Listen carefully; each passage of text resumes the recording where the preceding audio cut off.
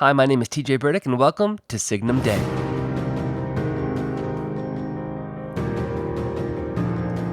Dear Lord, you are the beginning of wisdom and the primal source of our being. May your Holy Spirit be with us as we pursue the perfection of your presence. And may our faith meet your grace in a collision of intellectual surprise, and as a result, the joyful acts of love that are the fruits of knowing you. If you haven't noticed up to this point, you'll come to know soon enough that Aquinas was wordy. Now, I don't mean that in the modern sense, like he used many words to explain simple things. On the contrary, Aquinas did quite the opposite. He used very few words to explain complex things. In the Summa Theologica alone, he penned 1.5 million words, which, when you think about it, is a pretty good word count when you're summarizing just about every aspect of the Catholic theology. In fact, 1.5 million words seems as straw compared to the infinite realities of the eternal divine light that lives and breathes within and around us. Here's the thing. In order for Aquinas to simplify divine truth for man to understand, he had to use precise words to do it. Because of the universality of the topic of theology, some of the key words Aquinas used in his Summa can be confusing for us.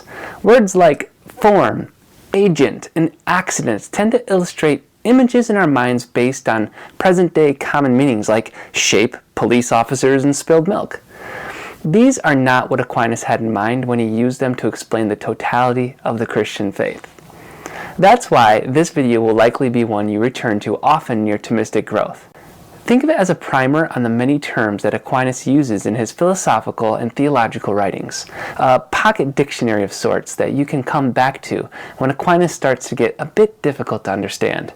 Alright, so here we go. I present to you the top 10 key words of the Thomistic Lexicon. Essence. Before I started studying Aquinas, I understood the word essence to mean a particular smell that originated from a thing. So, for example, the essence of the locker room was smelly socks, while the essence of my mom was her lilac perfume. After I started reading the Summa, I had to redefine the word's significance in my head so that I could understand its deeper, truer meaning. For Aquinas, the essence of a thing is its most true reality.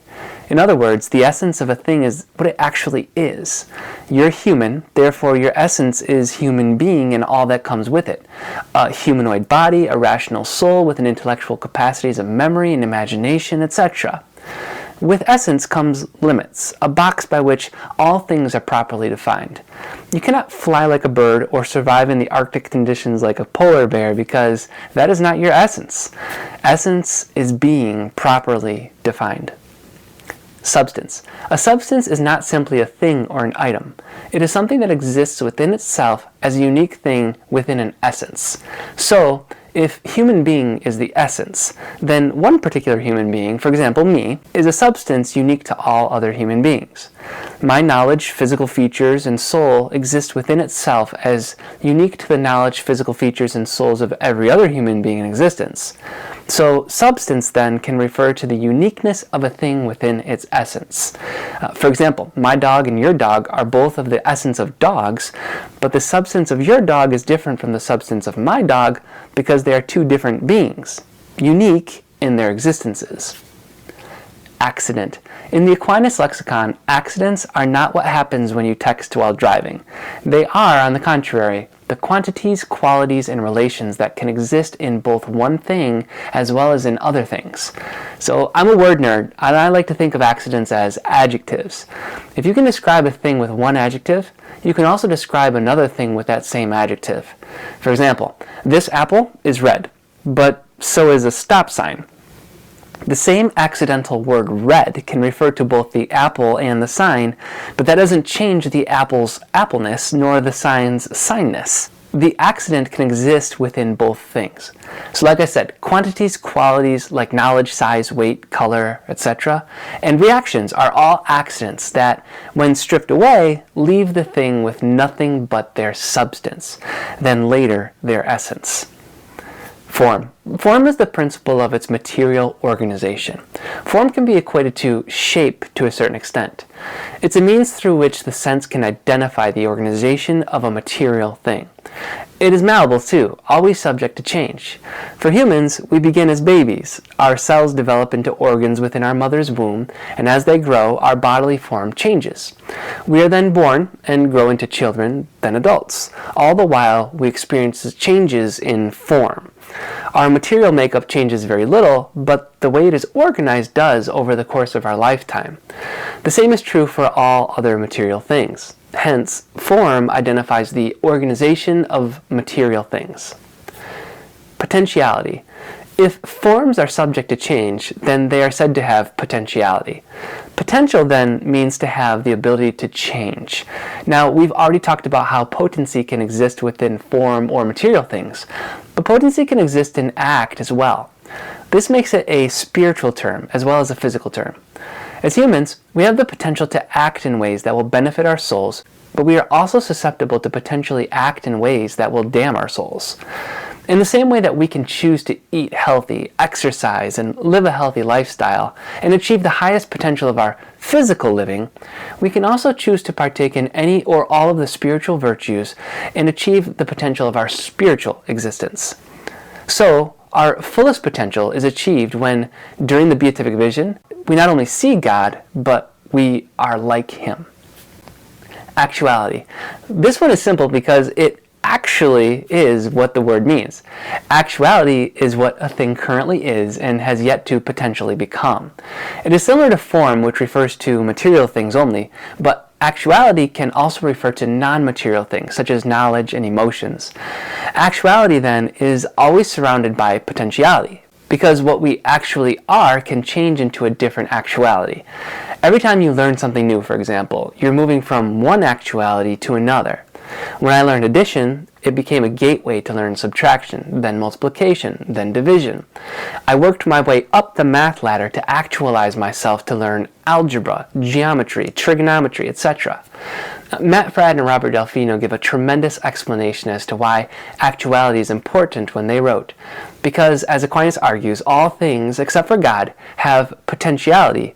Ultimately, all things are dependent on God to actualize them. Agent intellect. In my last video, I talked about how humans have the ability to abstract deeper meaning of things from our natural senses. The ability to abstract comes from what Aquinas refers to as the agent intellect. This means that since humans are able to reason, we are able to use our intellect to achieve knowledge of a thing. This knowledge can then be examined to determine the essence of that thing, as well as its actuality and its possible potentiality. When the agent intellect is graced with divine revelation, it is capable of obtaining true wisdom as it relates to the thing being observed. So, for example, if I abstract this apple and identify its appleness as its primary essence, I have identified what it actually is. But if I think about its potential, I can use the apple in 4 different ways. I could eat the apple because I like the taste, which would fulfill my natural animalistic desire for sustenance. 2, I could eat it to provide nutrients for my body, which would be exercising the virtue of prudence. 3, I could also not eat it and allow it to die unused and wasted, which would exercise my choice to choose the vice of sloth over the virtue of prudence. Or 4, I could give it to the poor beggar on the corner so that he could receive the heightened actuality of his body through the nutrition that the apple provides. So in options 1, 2, and 3, I use my agent intellect to know the apple and its potential to either fulfill its purpose or wither and die. Or in option 4, I could unite this knowledge with a divine revelation that this apple could fulfill God's law to love the beggar, who is my neighbor, as I love myself. Passion. In today's world, the word passion carries some serious, heavy philosophical weight. We use it to express our hobbies, our talents, our feelings, our emotions, and even our sexual expressions. All of these are hints to an interior desire to act in a certain way. When Aquinas uses the word passion, he refers to the soul as it is drawn to a thing by the appetite of power rather than by the apprehensive power, because the soul has, through its appetite of power, an order to things as they are in themselves. In other words, the intellect is drawn to a thing because it believes that the thing will bring it happiness. The soul tries to put this thing in what it believes to be the proper order so as to produce a more joyful life. Thomas goes on to say that both good and evil passions exist within the soul, and the intellect must practice self-restraint to downplay the evil passions and increase attention given to the good passions. Aquinas concludes by saying, "The apprehensive power is not drawn to a thing, as it is in itself, but knows it by reason of an intention of the thing, which intention it has in itself, or receives in its own way." Hence we find it stated that the true and the false which pertain to knowledge are not in things but in the mind. So proper discernment of good and evil passions is governed by reason. Will. Aquinas was once asked by a student of his, "Teacher, what must I do to become a saint?" Aquinas' answer was simply, "Will it." The will is the cognitive intent of the soul to act. The human soul can will both good and evil, but ultimately the action that occurs in light of the person's intellectual reasoning is the telltale sign of its morality. In other words, it isn't necessarily what you think that determines whether or not you're a good person. What determines your moral principles is found in what you do. Granted, what you think does add a lot of fuel to the types of actions that you do, but through your ability to reason, you can choose whether to act on your good and evil passions or not. This choice is what is known as will, and when our will aligns with God's through divine revelation, virtue is the only reasonable act that follows. Metaphysics. I probably should have started out with this term, but it made sense to explain all the key terms before coming to a final definition of metaphysics. According to Google, metaphysics is defined as the branch of philosophy that deals with the first principles of things, including abstract concepts such as being, knowing, substance, cause, identity, time, and space. In other words, it is going beyond physics. Metaphysics is a means through which we use reason to come to objective truths of abstract things. This is what Aristotle, Socrates, Plato, and the ancient philosophers did. They used their limitations of human reason to arrive at universal truths about abstract things such as good and evil and responsibility. What they lacked, however, is a solid Christian metaphysics, one that includes divine revelation, which bridges the gap between the limitations of the human mind and the God who we resemble in both image and likeness. This is what Aquinas did, and why we still study him today. The philosophy of the modern world is rank with the self-satisfying philosophy of Descartes, who is famous for having claimed, "I think, therefore I am." His was the first fruits of what is known as moral relativism, a dangerous philosophy that essentially removes human reason and replaces it with his passions. To be simply because we think gives man permission to do whatever he wants without the regulatory faculty of reason to guide him toward virtue. In a morally relativistic world, virtue and vice do not exist, only the satisfaction of doing whatever one pleases. Essentially, moral absolutes are ignored, and the emotional satisfaction of short-lived highs is the only thing that matters. A human being cannot become truly complete until it seeks God in both understanding and act.